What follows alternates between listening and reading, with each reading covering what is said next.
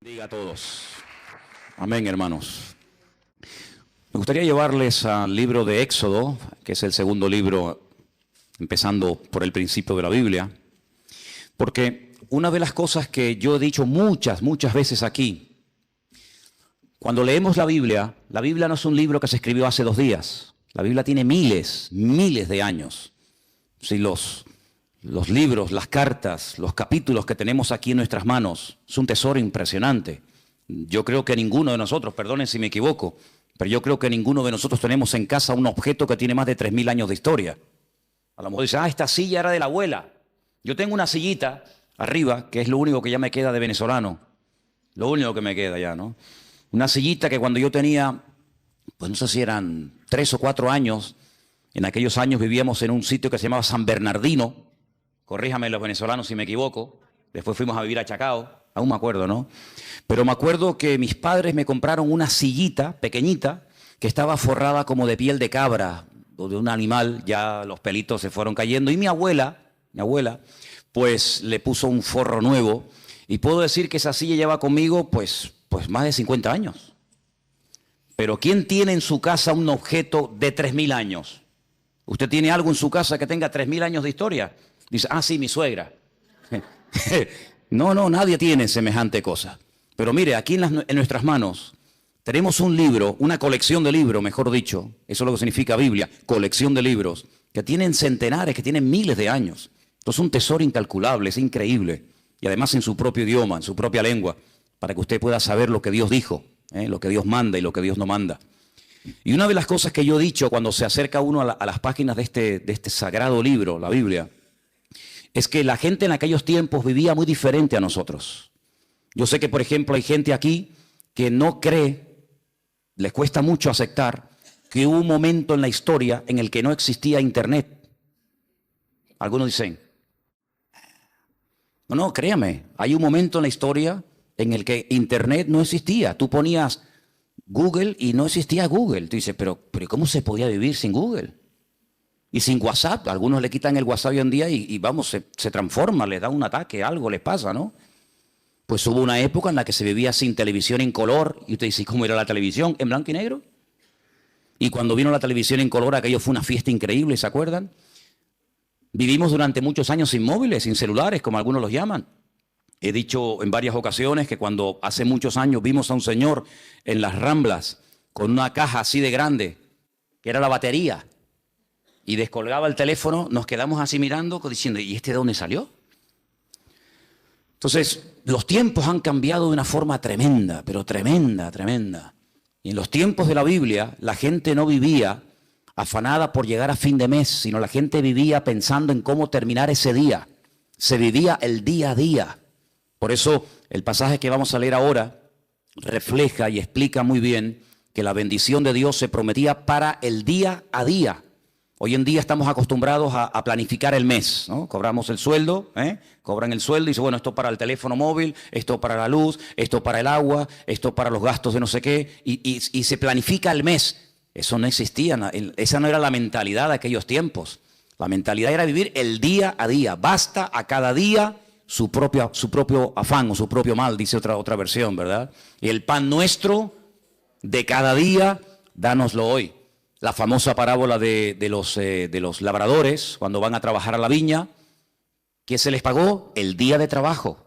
Entonces, cuando la gente terminaba el día y decía, hoy he comido, hoy he usado ropa y hoy voy a dormir bajo techo, gloria a Dios. Mañana, como se decía, Dios dirá. Mañana Dios dirá. Pero ¿quién vive hoy en día al día? Nadie. La gente enseguida planifica. Y la gente hace planes, y bueno, el verano que viene me voy a ir de vacaciones a tal sitio, o dentro de 3 meses, y por eso están las agendas, y por eso hay tantas historias. Pero en la Biblia no era así. En la Biblia era vivir el día a día, desde que salía el sol hasta que se ocultaba el sol, y ya está. Y hay un pasaje en el Antiguo Testamento, en el libro de Éxodo, capítulo 16, que voy a leer unos versículos para que vean qué interesante esta historia.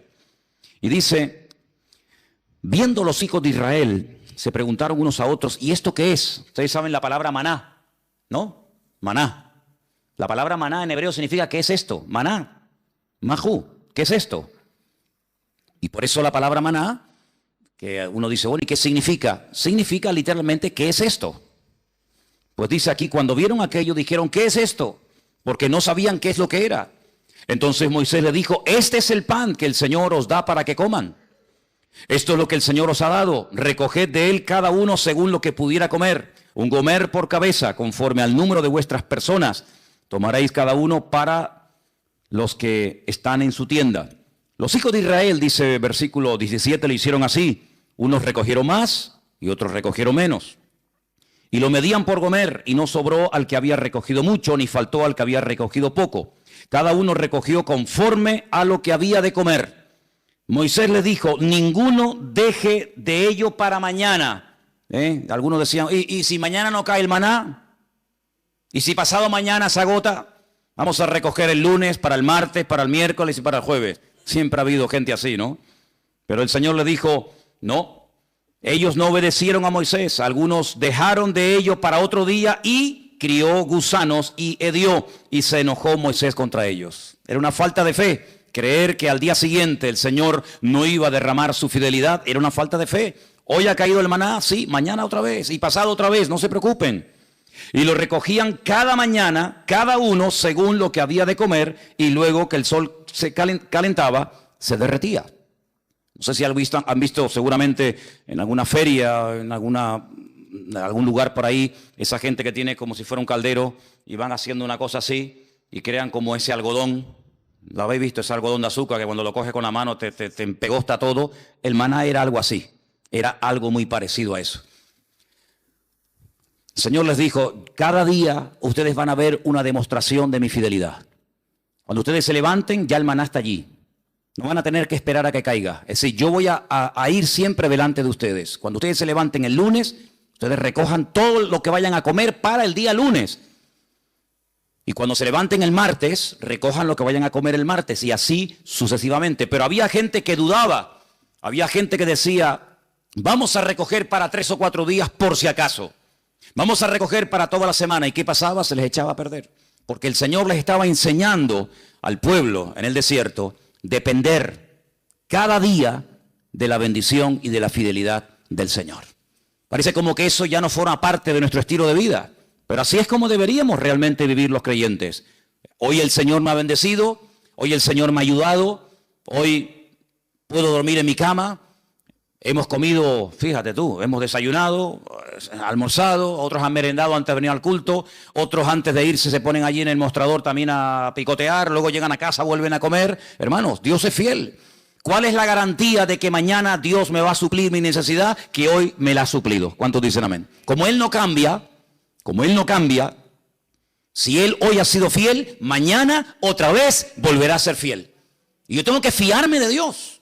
Yo tengo que depender del Señor, no de mes a mes, sino como dice la Biblia, el pan nuestro de cada día, dánoslo hoy. ¿Cuántos de los que están aquí hoy han comido? Veo que todos vienen vestidos.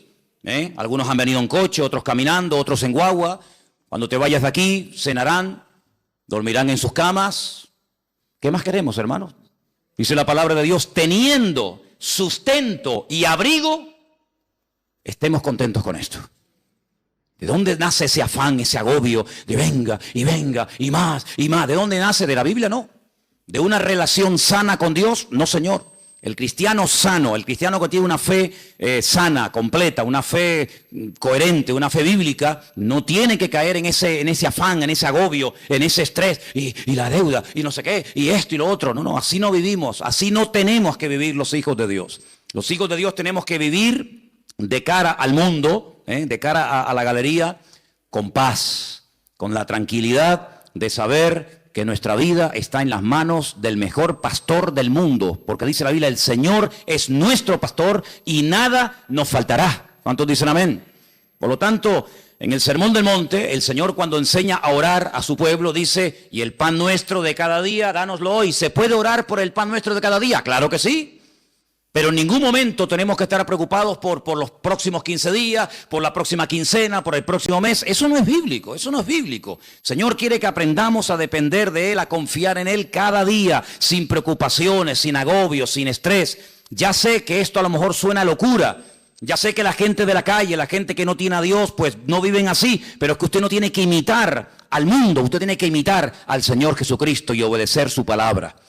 Hay un texto muy interesante que yo lo he leído muchas veces, de hecho no quiero exagerar, pero casi a diario lo leo, y se encuentra en Deuteronomio. Es un pasaje buenísimo, buenísimo, que de vez en cuando pienso yo que deberíamos de leer. Está en Deuteronomio capítulo 8, del versículo 11 en adelante. Es buenísimo este pasaje, de verdad que es una bendición de Dios el poder tener esto en nuestras manos. Dice, cuídate de no olvidarte del Señor tu Dios. Y yo pregunto, ¿y se puede acaso alguien olvidar de Dios? Porque te puedes olvidar, no sé, de las llaves, del móvil. Te puedes olvidar de dónde dejaste el coche. Yo me acuerdo hace años, venía por la calle esta de la iglesia con el casco de la moto en la mano. Y me metí en el bar de aquí al lado a tomar un cortado. Y un hermano, me dice, ¿de dónde vienes? Digo, no, tuve que ir abajo a Santa Cruz a hacer unas cosas. Y me dice, ¿y tú vas por la vida con un casco debajo del brazo? Digo, ¡ay, la moto! Y la dejé en la Plaza de España. Yo me vine desde la Plaza de España hasta aquí con la moto, con el casco de la moto bajo el brazo. Como eso, simplemente mirando el casco, sabes que, mijo, el casco es para usarlo en la moto. Pues me olvidé de la moto. Y un día tuve que llamar al segurita del Carrefour allí en la laguna, porque para mí es que me habían robado el coche. ¿Y qué va? Me habían robado el coche estaba en otro sitio, pero volví loco a medio centro comercial. Mire, que me robaron el coche, que llame a la policía, que no sé qué. Y el coche estaba donde yo lo había dejado, pero yo no me acordaba. Y a veces hemos visto en alguna playa por la megafonía el niño Pedrito García Rodríguez con una camisita roja y un pantalón amarillo y unos calcetines verdes. Se ha perdido, por favor. Pero perder a Dios, olvidarse de Dios. ¿Cómo se puede una persona, cómo se puede olvidar un joven, cómo se puede olvidar una familia de Dios? Pues hermanos, parece mentira, pero hay gente que incluso llegaron a servir a Dios y se olvidaron completamente de Él. Y por eso el Señor, sabiendo que somos así los seres humanos, dice en este versículo, cuídate, tengan cuidado de no olvidarse del Señor vuestro Dios, para cumplir sus mandamientos, sus decretos, sus estatutos que yo te ordeno hoy. Versículo 12. No suceda que comas y te sacies y edifiques buenas casas en las que habites y tus vacas y tus ovejas se aumenten y la plata y el oro se te multipliquen y todo lo que tuvieres se aumente y se enorgullezca tu corazón y te olvides del Señor tu Dios que te sacó de la tierra de Egipto, de la casa de servidumbre, que te hizo caminar por un desierto grande y espantoso, lleno de serpientes ardientes y de escorpiones y de sed, donde no había agua, y Él te sacó agua de la roca del pedernal, que te sustentó con maná en el desierto, comida que tus padres no habían conocido, afligiéndote y probándote para a la postre hacerte bien. Y digas en tu corazón, mi poder y mi fuerza, la fuerza de mi mano, me han traído esta riqueza. Dice aquí, acuérdate del Señor tu Dios, porque Él es el que te da el poder para hacer las riquezas. ¿Cuántos dicen amén? Esa es mentira, ¿no? Gente que ha prosperado, gente que le ha ido bien en la vida, que en fin, que han aumentado sus negocios, su patrimonio, etcétera, y se les suba a la cabeza el éxito y diga, no, es que yo tengo todo esto por mi fuerza, por mi sabiduría, por mi poder. Usted dice, no, a mí eso no me puede pasar. No lo digas, porque como lo diga, a veces al final te va a terminar pasando. El hombre es así, hermanos. El hombre, mientras depende del Señor, se mantiene humilde, se mantiene sometido al Señor, pero como parece que a veces la riqueza o la abundancia se le vuelven en su contra, pueden incluso llegar a olvidarse del Señor, del Creador. Dice, el que te sacó de Egipto, el que cuando eras un esclavo y nadie daba un duro por ti, yo te compré y te saqué de la tierra de esclavitud y te conduje por el desierto y te di agua y te di maná y te di todo lo que necesitaba. Y ahora que llegas a la tierra prometida, te olvidas de mí. Porque crees que ha sido tu sabiduría, tu fuerza, tu experiencia en la vida la que te ha llevado de la nada a la cumbre, y te equivocas. Ten mucho cuidado y guarda tu corazón, dice la Biblia. Porque soy yo el que te da la sabiduría, soy yo el que te da el poder para hacer las riquezas. Y cuando el Señor le da a uno sabiduría para hacer negocios, y cuando el Señor le da sabiduría para hacer algo, aunque te salga bien el negocio, lo que has comprado, lo que has hecho, no te olvides siempre de darle la gloria y la honra al Señor. ¿Cuántos dicen amén? Así que tengamos cuidado, ¿verdad? porque son más los que se han perdido, los que se han enfriado y se han apartado de los caminos del Señor en la abundancia que en la escasez. Parece mentira, pero así ha ocurrido muchísimas veces, ¿no? Así que estamos viendo a la luz de la palabra de Dios cómo hay que depender cada día de Él. Ahora, vivimos en un mundo, como dije la semana pasada, rodeado de mentiras y de mentirosos. Esa es la cruda realidad. Vivimos en un mundo en donde los principios y los valores están al revés. Dice la Escritura que llegaría un momento en la historia de la humanidad, y yo creo que ya hemos llegado, en el que a lo malo te lo presentarían como lo bueno. Y lo que es bueno y decente de toda la vida, te lo presentarían como algo malo. Y uno dice, pero ¿cómo puede ser eso? ¿Cómo puede ser que la decencia, la fidelidad, el ser honesto, el vivir la verdad, el ser sincero esté mal visto y parece que le vaya mejor al ladrón, al sinvergüenza, al que roba, al que miente, al que engaña? ¿Cómo puede ser eso? ¿Cómo puede ser que personas, por no pagar a lo mejor una pequeña cantidad, le embarguen lo que tienen, y personas que han robado millones se estén pegando la gran vida y salgan en televisión y viajen por aquí y compren por allá? ¿Cómo puede ser eso? Bueno, son los últimos tiempos. Tiempos en los que a lo dulce lo presentarían como salado y a lo salado como dulce, dice la Biblia. Ahora, hay dos versículos que aparentemente son contradictorios. Y curiosamente, tanto uno como otro los escribió la misma persona. Por ejemplo, hay un versículo que todo cristiano, yo creo, no, da igual a la iglesia que asista o a la denominación a la que pertenezca, yo creo que hay un versículo que todos los cristianos se lo saben de memoria. Y si no, vamos a comprobarlo. Juan 3:16. ¿Qué dice? Díganlo, díganlo, díganlo fuerte. Uy, no. A ver si me vais a dejar en... Que esto lo están viendo miles de personas ahora mismo en el mundo entero, ¿eh? Decirlo fuerte, a ver qué dice. Porque de tal manera amó Dios al mundo que ha dado a su Hijo unigénito para que todo aquel que crea en Él no se pierda, mas tenga vida eterna. ¿Qué dice la Biblia que Dios hizo? Dios amó. ¿A quién? Al mundo. Dígalo fuerte. Dios amó al mundo. Otra vez. Dios amó al mundo. Ahora explíqueme esto. No améis al mundo ni las cosas que están en el mundo. ¿En qué quedamos? Juan 3:16 dice, Dios amó al mundo. Y primera de Juan capítulo 2, verso 15 dice, no améis al mundo ni las cosas que están en el mundo. ¿Cómo es que la Biblia dice que Dios amó al mundo y a mí se me prohíbe amar al mundo? Hay que explicarlo, porque en la Biblia no hay contradicciones. Hay gente que dice, es que la Biblia es un libro lleno de contradicciones. Y yo le digo, cuando usted me muestre una, nos sentamos y hablamos. La Biblia no tiene contradicciones. El problema es que muchas veces no se puede terminar de traducir exactamente, porque nosotros tenemos una sola palabra para la palabra mundo. Como para la palabra amor, tenemos una sola palabra. No hay 4 o 5 palabras para amor. Amor hay una sola palabra, no hay más. En griego hay 3 o 4 palabras y en hebreo ni le cuento. Y en griego, incluso en hebreo, para la palabra tierra, planeta, mundo, etcétera, hay un montón de palabras y depende a lo que se esté dirigiendo el autor, pues emplea un término o emplea otra, pero en español nada más tenemos una sola palabra, ¿verdad? Cuando estamos leyendo Juan 3:16, dice que de tal manera, de tal magnitud, con tal fuerza, amó Dios al mundo.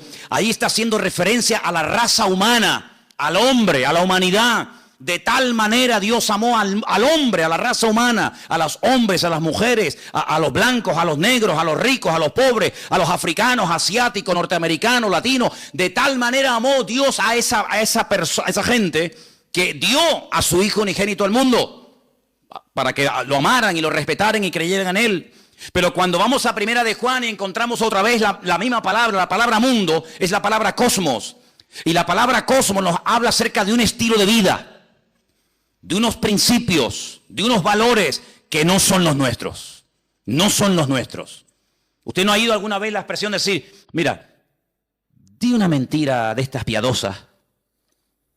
De hecho, incluso hasta cuando éramos católicos, se nos decía que había 2 tipos de pecados. Bueno, se nos decía, no, se siguen diciendo.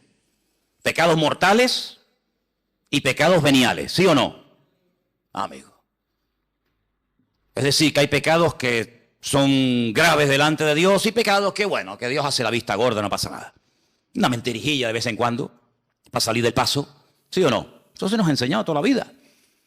Cuando vamos a la palabra nos encontramos que hay un sistema, un estilo, una filosofía de vida que es totalmente opuesta a nuestro estilo de vida. ¿Por qué? Porque en el mundo, cuando 2 o 3 o 4 hombres se juntan en un bar, en un negocio, donde sea, y comienzan a hablar, ¿de qué suelen hablar? De mujeres. Y presumen de las veces que han engañado a sus esposas. Y presumen de que tuvieron relaciones con esta y con aquella y con la otra y con mengano. Sin embargo, eso en el círculo cristiano se nos tendría que caer la cara de vergüenza y darnos vergüenza de haber hecho eso. Son puntos de referencia completamente diferentes. Y en el mundo es normal mentir, y en el mundo es robar, pues decir, mira, sí, y era no, o no, cuando era sí, o decir, ¿cuánto tienes? 5, y es mentira, tienes 10. En el mundo todo eso es normal. Y cuando dice la Biblia, no améis al mundo, se refiere, no imites la forma como vive la gente. Una cosa es que Dios amó al hombre, y otra cosa es que Dios ame a los pecados del hombre, que son dos cosas completamente diferentes. Dios ama a un etarra, a un asesino, a un violador, ¿sí o no? Por supuesto que sí. ¿Faltaría más? Si no, madre mía. Pero eso quiere decir que Dios ama su estilo de vida. Eso quiere decir que Dios ama la mentira, el engaño, el soborno, el adulterio, la fornicación, la extorsión. No, Señor. Una cosa es que Dios ame a la persona, y otra cosa es que Dios acepte y ame y tolere el estilo de vida de esa persona. No nos confundamos. Por eso dice la Biblia que cuando viene por ahí alguna persona que dice que yo soy cristiano, yo soy pastor, yo soy hijo de Dios, yo soy siervo de Cristo, yo soy esto, yo soy aquello, apóstol, como algunos van por ahí también diciendo, pues hermano, por sus frutos los conoceréis. Y por eso dice la Biblia que hay que probar los espíritus, porque no todos los espíritus son de Dios. Y por eso encontramos en la Biblia falsos evangelistas, falsos pastores, falsos maestros, falsos apóstoles, etcétera, etcétera. ¿Por qué? Porque Dios ama a todo el mundo por igual, pero denuncia y no tolera el pecado y el desorden de nadie. ¿Cuántos dicen amén? Entonces no nos confundamos cuando dice que Dios amó al mundo, la raza humana, y cuando nos dice en 1 de Juan, capítulo 2, como hemos leído, que no tenemos que amar al mundo. Porque dicho sea de paso, el texto sigue diciendo, si alguno ama al mundo, es decir, el estilo de vida del mundo, la filosofía del mundo, los principios del mundo, el amor del Padre no está en él. Porque todo lo que hay en el mundo, y lo aglutina de esta forma, los deseos de la carne, los deseos de los ojos, la vanagloria de la vida, no provienen del Padre, sino del mundo. Y el mundo pasa, y sus deseos, pero el que hace la voluntad de Dios permanece para siempre. Si lo que hoy está mal visto, mañana estará bien visto. Y lo que mañana estará bien visto, hoy es un delito, un pecado. Por lo tanto, las modas cambian. Hace años en este país se obligaba a la gente a ir a las plazas públicas a ver cómo se torturaba a personas y cómo se les quemaba vivos y cómo se les crucificaba. Y era normal. Y si retrocedemos en el tiempo, la gente pagaba dinero para ir a los coliseos, a los circos romanos, para ver cómo los animales devoraban a mujeres o a niños, mientras ardían como antorchas humanas, y era normal, era totalmente normal. Sin embargo, nos hemos dado cuenta de que cosas que antes eran normales o delitos, hoy en día, pues, han cambiado. Por eso nosotros no tenemos que dejarnos llevar por las modas de este mundo, sino tenemos que dejarnos llevar por los principios y valores eternos del Señor que están en su bendita palabra. ¿Cuántos dicen amén? Así que, amados hermanos, tenemos que partir de la base de que nosotros somos gente diferente, somos gente distinta, y hay algo con lo cual tenemos que estar claros en esto. Y yo les voy a contar parte de mi testimonio, porque creo que puede ser de ayuda a la hora de entender lo que quiero decir. Hay personas que llegaron al conocimiento de la verdad. Hay personas que les nació en su corazón el deseo de buscar a Dios porque empezaron a leer los evangelios o empezaron a leer la Biblia. Conozco muchísima gente que me dice, no, yo un día me compré una Biblia, o alguien me regaló una Biblia, un Nuevo Testamento, como esta que estáis ofreciendo los hermanos moteros, ¿no? Bueno, te llega la Biblia, empiezas a leerla, y empiezas a interesarte, empiezas a darte cuenta de un montón de cosas, y se despierta algo en ti que te lleva a una búsqueda de la verdad, y buscando, pues encuentra. ¿Y a quién encuentra? Al autor y al consumador de la fe, que es Cristo Jesús, ¿sí o no? Pero a mí no me pasó eso. Yo fui al revés. Yo no había leído en mi vida la Biblia, jamás. No me interesaba. Yo no sabía ni lo que era una Biblia. A mí no me llegó el conocimiento de Dios, ni el deseo de buscar a Dios por la lectura, por el estudio, por indagar, por buscar la verdad. Es que a mí no me interesaba buscar la verdad, pero en absoluto. Lo primero que yo tuve fue un encuentro, una experiencia personal con Jesucristo. Yo no había leído la Biblia en mi vida. Entonces, cuando yo entré por primera vez en mi vida a una iglesia, yo le dije literalmente a Dios, es que yo no creo en ti. Es que yo no creo en ustedes. Yo no creo en pastores, ni en iglesia, ni en Biblia, ni en cura. Yo no creo en nadie. Yo tenía un montón de problemas físicos, espirituales, de toda índole. Pero yo desafié a ese Dios del cual ese hombre estaba esa tarde predicando allí. Y le dije, bueno, si tú existes, no es que dije, como tú existes, no. Si tú existes, ayúdame a salir de este infierno en el que yo estoy. Y cambia mi vida. Y ayúdame. Y libérame. Etcétera, etcétera. Y Dios lo hizo. Y mucho tiempo después, o unos meses después, comencé a leer y a leer y a leer y a leer y a estudiar y a memorizar y capítulos y capítulos de la Biblia. Y a través de la Biblia, pues claro, lógicamente fortalecí mi fe. Pero no fue primero la teoría y después la práctica. En mi caso fue al revés. Primero fue la experiencia, la práctica y luego fue el conocimiento. Y por eso hay muchas personas que a veces titubean porque claro, comenzaron a leer la palabra y después tuvieron una experiencia personal con Cristo. Pero cuando uno tiene una experiencia personal con Cristo, a mí no me mueve nadie de la fe que yo tengo en el Señor. Porque a mí los demonios que tenía no me los sacó ningún pastor. A mí me los sanó directamente mi Señor Jesucristo. Y el que me transformó la vida no fue una predicación de un reverendo o de un apóstol, como ese radio se llame, sino que directamente mi Señor y mi Dios me liberó y me transformó y me rompió completamente. Y después comencé a leer su palabra. Y por eso hay gente que lee la palabra y después tienen la experiencia, si es que la llegan a tener, y por eso a veces dudan de haber interpretado correctamente el texto y lo habré interpretado mal, y en vez de resulta que era así, resulta que era asado. Yo no tengo la más mínima duda. Yo he hablado con budistas, he hablado con gente que practica el Islam, he hablado con rabinos judíos, de todo tipo, cerrados, abiertos, de toda índole, y yo cada día estoy más firme en mi fe. Porque a mí el conocimiento y la experiencia no me vino por lo que leí ni por lo que me enseñaron. Es que yo tuve un encuentro personal con Cristo. Yo era ciego y ahora veo. Entonces cuando una persona tiene un encuentro personal con Cristo, que digan lo que digan, que hagan lo que hagan, que pase lo que pase, yo sé en quién he creído. ¿Cómo voy yo a negar que soy blanco? Hermano, si yo me subo a esta plataforma esta tarde y digo, hermano, ustedes me ven blanquito, pero yo realmente en el fondo soy negro. Usted dirá, bueno, hermano, usted dé lo que quiera, pero usted se le ve por fuera y usted tiene piel blanca. No, mire, hermano, es que yo soy moreno, mulato y soy mujer. Pasa que ustedes me ven con otra visión. No puedo negar, yo no puedo negar lo que soy. Pues exactamente igual le digo espiritualmente. Yo no puedo negar que Cristo un día me sanó, me liberó y me transformó la vida. Y no lo leí en la Biblia, no lo leí en un libro, lo sentí, lo experimenté personalmente. Por eso cada vez que voy a Israel, cuando vengo más firme en mi fe. Y no es que voy allí y digo, ay, a lo mejor creí al revés de como yo era. No, es que me da igual. Porque yo no fui al convencimiento de la verdad por lo que leí, sino por lo que viví y por lo que experimenté. Y cuando una persona experimenta algo, no desde la teoría, sino desde la práctica, ese hombre y esa mujer no lo tumba, ni lo sacude nada, ni nadie. ¿Cuántos dicen amén? Si yo subo esta noche aquí a un hombre y subo a una mujer y le digo, hermano, explique lo que es un parto. Y diga, bueno, pues un parto... Pues un parto es un parto, ¿no? Tienes dolores, hay un momento como se rompen aguas, se llama, ¿no? Corríjame porque yo en esto estoy fatal, ¿eh? Se rompen aguas, te entran dolores, empiezan a dilatar, no sé qué, no sé cuánto, tienen que llevar a la clínica y te suben allí en aquellos aparatos y te dice sopla, aprieta, no, ahora sí, ahora asado, ¿sí o no? Qué malo soy, soy fatal. Asuman ustedes una mujer aquí que haya parido y dice, mira Manolo, cállate la boquita, anda. Un parto no tiene nada que ver con lo que tú has dicho. Tú estás hablando desde la teoría, desde lo que has oído, de lo que te han contado. Pero yo he parido. Y un parto es esto y esto y esto. ¿Quién puede dar mejor una información de lo que es un parto? ¿Yo? ¿O una mujer que ha parido? Evidentemente una mujer que ha parido. Porque no lo habla desde la teoría. Lo habla desde la realidad. Desde el dolor.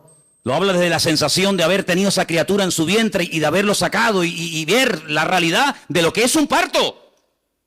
Y exactamente igual ocurre, amados hermanos. Hay gente que habla de Dios desde la teoría.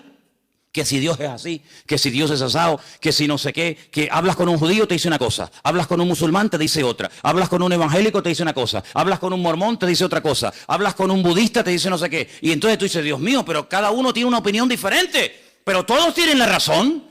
No puede ser que los musulmanes digan que Dios no tiene un hijo y que los cristianos digan que Dios sí tiene un hijo. ¿Quién tiene la razón? ¿El musulmán o Dios? ¿O el cristiano? Porque yo pregunto, ¿Dios tiene un hijo o no tiene un hijo? Porque si no tiene Dios un hijo, entonces los musulmanes tienen razón. Pero si Dios tiene un hijo que se llamó Jesucristo o Yeshua HaMashiach y vino a este mundo a morir en una cruz y resucitó al tercer día, entonces este no dice la verdad la está diciendo este hombre. La pregunta que muchas veces me han dicho es: ¿cómo es posible que un pueblo tan culto, tan sabio, tan preparado, personas que están todo el día desde que se levantan, créanme, desde que se levantan hasta que se acuestan, leen y leen y leen y leen y memorizan y aprenden y aprenden y aprenden, y me refiero al pueblo de Israel, ¿cómo es posible que ellos no crean que Jesucristo es el Hijo de Dios? Porque te explican otra cosa y te quedas con la boca abierta y te dicen arriba y abajo y el verbo, el ifil, el ipalel, el pual y te explican todas las conjugaciones del verbo. Pero cuando hablamos de Jesucristo no tienen ni idea. Y uno dice, ¿cómo es posible que nosotros que no hemos sido criados en este ambiente, por lo menos yo, tengamos las ideas más claras y podamos explicar no desde la teoría de un libro, sino de la experiencia personal, quién es y quién no es Jesucristo? ¿Cómo es posible que 14 veces se hayan equivocado los judíos nombrando a un Mesías que luego le salió el tiro por la culata? Lean la historia de Bar Kokhba. Una ruina trajo a Israel. ¿Quién lo apoyó? Uno de los rabinos más grandes en la historia de Israel, Rabí Akiva. Un hombre que fue capaz de morir torturado. Dice que mientras lo quemaban los romanos en el 100 y pico después de Cristo, con pinzas le arrancaron la piel. Y todos los trocitos de piel que le quedaban con un cepillo de púas, se la arrancaron. ¿Cómo es posible que un hombre que murió de esa manera torturado dijera que Jesucristo fue un impostor? Y después tuvieron a otro llamado Sibitai. Y ese fue una ruina total porque la mayoría de los judíos del mundo entero lo reconocieron como el Mesías. Y al final, cuando lo apresaron los turcos, cuando lo prendieron los musulmanes, le dijeron: o claudicas de esto o te matamos. Y se convirtió al Islam y todavía ni se han recuperado. ¿Y cómo es posible que hace unos años en todas las calles de Israel, en los taxis, en las guaguas, en los colegios, en la radio, en la televisión, por todas partes había pancartas: que viene el Mesías, que viene el Mesías, que viene el Mesías, el viejito Lubavitch, un viejito así chiquitito, ese es el Mesías? Y resulta que se murió y todo el mundo dice: uy, ¿ahora? Y ahora eso que le estaban esperando y lo habían proclamado como el Mesías, dice: no se preocupen, de un momento a otro resucita y viene y está entre nosotros otra vez. Y yo digo: Dios mío, ¿cómo es posible que esa gente tan culta y repito, tan sabia y que profundiza tanto la Escritura se hayan equivocado tantas veces? No una, ni dos, ni tres, ni cuatro, muchas veces proclamando a falsos Mesías. Bueno, es que eso está escrito. Eso no es producto de la casualidad. Es que eso ya lo profetizó el Señor en el libro de Isaías capítulo 29 y quiero leértelo para que veas, es algo impresionante que lo que les ha ocurrido estaba escrito, estaba profetizado y no nos tiene que sorprender. Y dice en Isaías capítulo 29 a partir del versículo 10, ceguera e hipocresía de Israel. Fíjate qué curioso el capítulo, ¿no? Yo sé que los nombres de los capítulos no son, digamos, inspirados, originales, pero solamente se le llama a este capítulo la ceguera espiritual de Israel. Y mira lo que dice aquí. Porque esto se escribió antes del nacimiento de Cristo. No se escribió en el Nuevo Testamento. Ah, claro, eso lo escribió Pablo. Lógico. Es normal que Pablo o Pedro o Juan o Santiago o Mateo digan eso. No. Esto lo escribió Isaías antes del nacimiento de Cristo. Cómo él proféticamente recibe la revelación de cómo iba a actuar esa gente. Y dice así: porque el Señor derramó sobre vosotros espíritu de sueño. Esto es un judío hablándole al pueblo de Israel. Dios derramó sobre vosotros espíritu de sueño y cerró los ojos de vuestros profetas y puso velo sobre las cabezas de vuestros videntes. Ah, ahora entiendo. Ahora entendemos, claro. Y os será toda visión como palabras de libro sellado. Por eso leen y leen y leen y leen y memorizan y aprenden y no entienden. El cual si dijere al que sabe leer y le dijeren: lee ahora esto, él dirá: no puedo porque está sellado. Y si se le diera el libro al que no sabe leer, le dicen: lee ahora esto, y él dice: es que no sé leer. Dice pues el Señor, escucha bien la explicación de Dios Estas son las palabras de Dios al pueblo de Israel. Porque este pueblo se acerca a mí con su boca y con sus labios me honra, pero su corazón está lejos de mí. Y su temor de mí no es que un mandamiento de hombres, como dice otra versión más cercana al original, un mandamiento enseñado y aprendido de memoria, que les ha sido enseñado. Por tanto, he aquí que nuevamente excitaré yo la admiración de este pueblo con un prodigio grande y espantoso, porque perecerá la sabiduría de sus sabios y se desvanecerá la inteligencia de sus entendidos. Ahora puedes ver cómo un niño en la escuela dominical, un domingo a la tarde, es capaz de ver en Juan capítulo 1 cómo el verbo, que en un principio era Dios, se hace hombre, se humana, se encarna y habita entre nosotros y vemos su gloria y no tiene ningún problema en aceptar eso. Y después te encuentras a un hombre que lleva 70, 80 años de su vida leyendo 16 horas por día la Biblia, de por la mañana hasta por la noche, y es incapaz de ver a Cristo en las Escrituras. ¿Por qué? Porque el profeta Isaías dijo: en los últimos tiempos derramaré un espíritu de ceguera en vuestros videntes, en vuestros profetas, en vuestros sabios, de tal manera que van a leer y dice como que no lo puedo leer porque no lo entiendo. Es como si estuviera sellado. Increíble, increíble. Ya sabemos que en los últimos tiempos el Señor tratará de una forma especial. Pero lo importante es que todos y cada uno de nosotros valoremos el hecho de haber podido entender el Evangelio. Porque haber entendido el mensaje, el propósito por el cual Cristo vino a este mundo nos ha cambiado la vida, ¿sí o no? Cuando una persona encuentra la verdad, yo no tengo que buscar nada más. Créanme, yo no tengo una insatisfacción diciendo: oye, estaré en la verdad, me habré equivocado, me habrá engañado esta gente. Y a veces resulta que yo he creído en esta iglesia evangélica y ahora resulta que estoy en la mentira, me he metido en una secta, me están comiendo el coco. A veces resulta que en vez de este camino era el otro. Ay, madre mía. Es que yo sé en quién he creído. Yo no me convertí a la iglesia evangélica. Yo no soy representante de la iglesia evangélica. Yo soy embajador de Cristo y Cristo fue el que cambió mi vida. Y me reúno aquí porque con ustedes me siento a gusto y porque creo que todos tenemos una experiencia en común. Pero si así no fuera, probablemente buscaría otro lugar donde poder congregarme. Pero no porque me haya convertido a una iglesia llamada iglesia evangélica. Yo no me he convertido a nadie, ni he cambiado de religión. Yo he pasado de muerte a vida, porque Cristo ha perdonado todos mis pecados y de ahí no me muevo ni a palos. ¿Cuántos dicen amén? Y por eso tenemos que tener bien claro, ahora que se nos está yendo el año, ahora que estamos llegando a la recta final, ¿estás hoy más firme en tu fe que el 1 de enero? ¿Estás hoy más firme, más bien anclado en las cosas del Señor que hace 4 o 5 meses atrás? Espero que sí. ¿Cuántos dicen amén? Quiero leerles un versículo en esta tarde.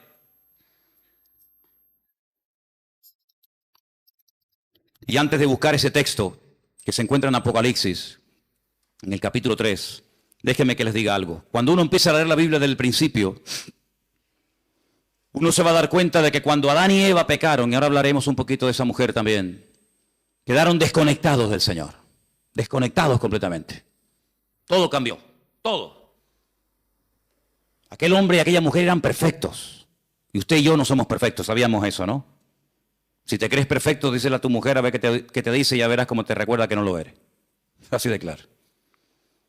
Qué maravilla el ojo humano, ¿eh? Qué maravilla poder ver en colores. Porque nosotros vemos en colores, ¿sí o no? ¿Usted ve en colores? Hay algunos que confunden, ¿no? El rojo con el verde con el amarillo, pero generalmente el hombre ve en colores. Vemos en 3 dimensiones. Podemos ver de cerca, de lejos. Enfoca de una forma maravillosa, pero usted sabe que de todo lo que hay aquí que se podría llegar a ver solamente vemos el 1%. Nuestro ojo solamente percibe el 1% de todo lo que podríamos llegar a ver. Adán veía al 100% sin ningún problema. Veía a los ángeles, veía el mundo espiritual y natural de una perfección tremenda. ¿Qué le parece? El cerebro del ser humano dice que está dividido en 2 y que solamente funciona una parte. Yo a veces hasta lo dudo que funcione esa parte. Y Dios pone un miembro en nuestro cuerpo para que funcione la mitad. No tiene sentido. El cerebro de Adán funcionaba a la perfección y veía la esencia de las cosas con una claridad nítida, sin problema, ¿verdad?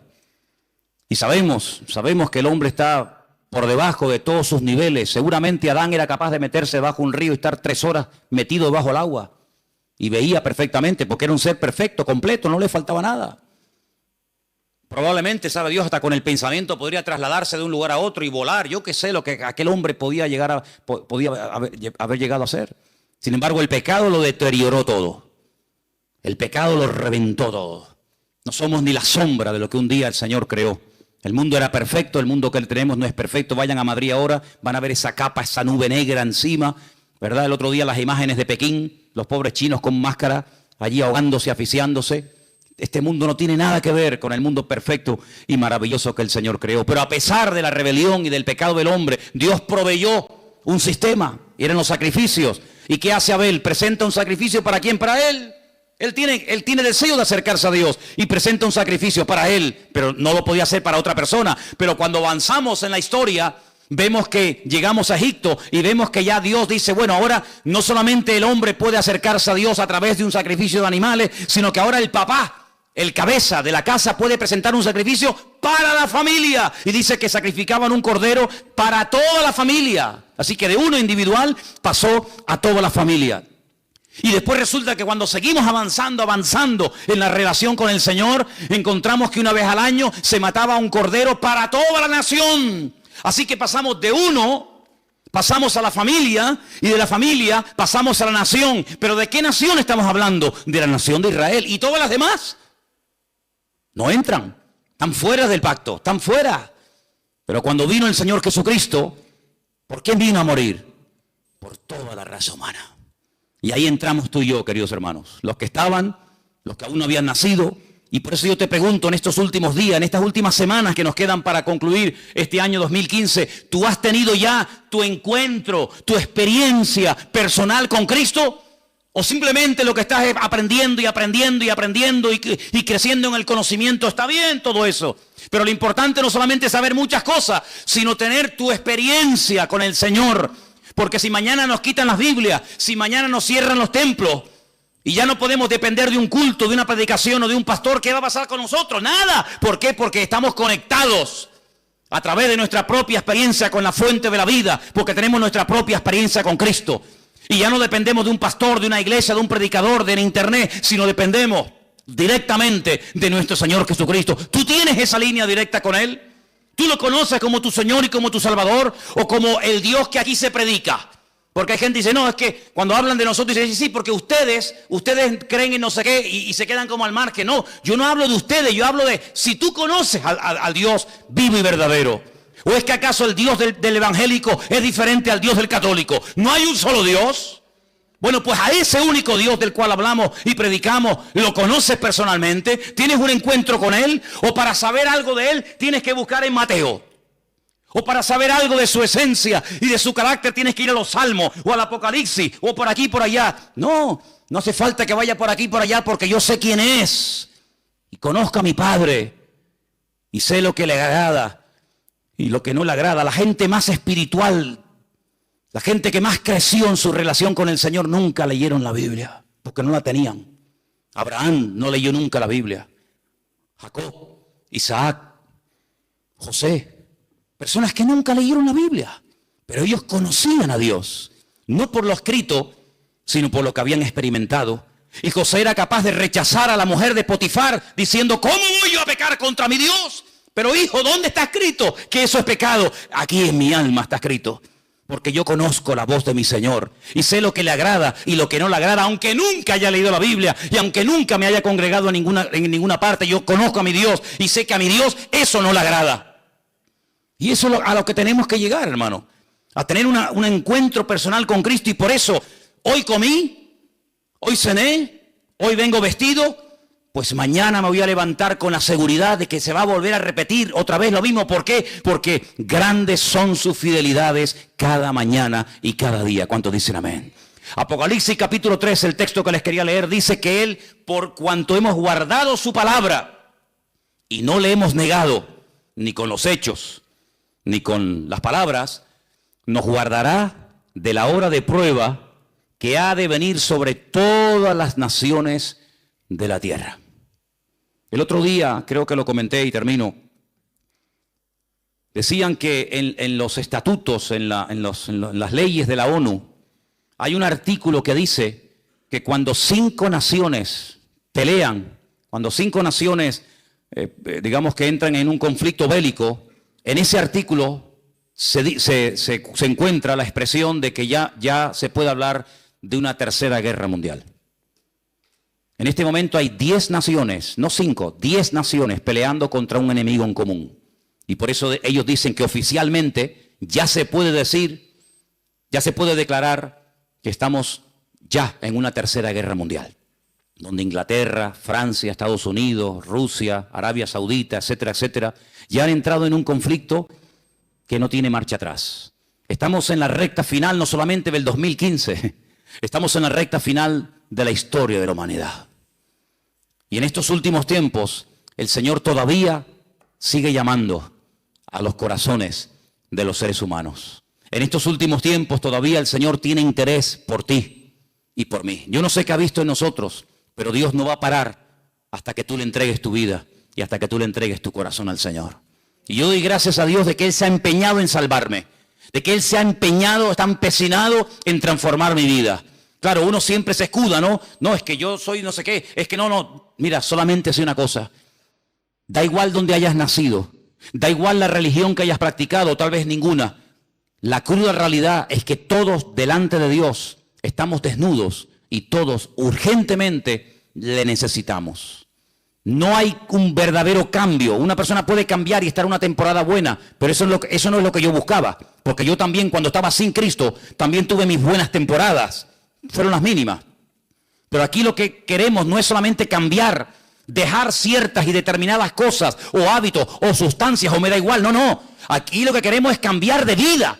Y no se puede cambiar de vida, no se puede estar permanentemente sin meter la pata, perdonen la expresión, no se puede estar permanentemente, digamos, viviendo en victoria y en bendición. No se puede, es imposible.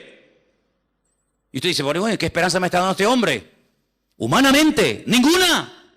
No hay posibilidad de cambiar, solamente a través de Cristo Jesús.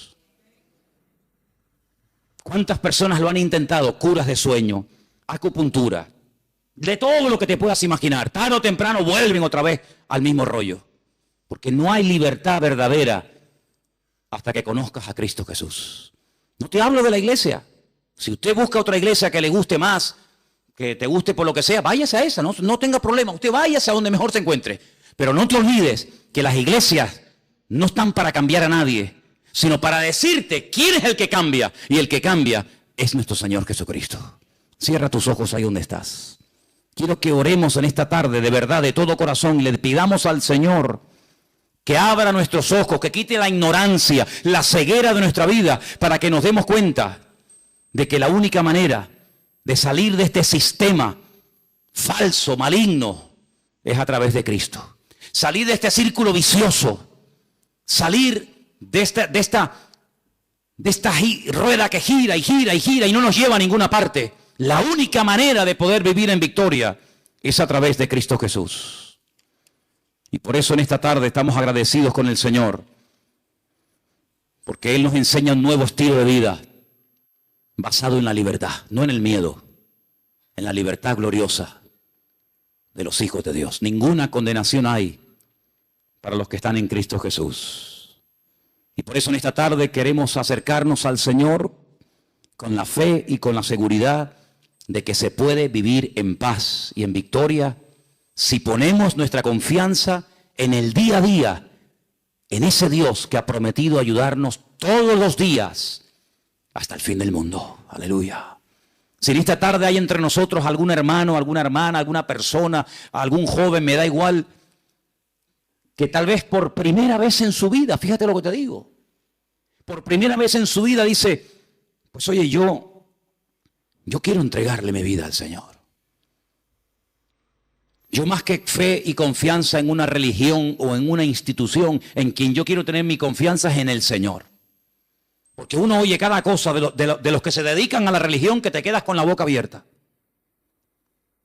Pero yo no te hablo de religión, yo te hablo del Señor.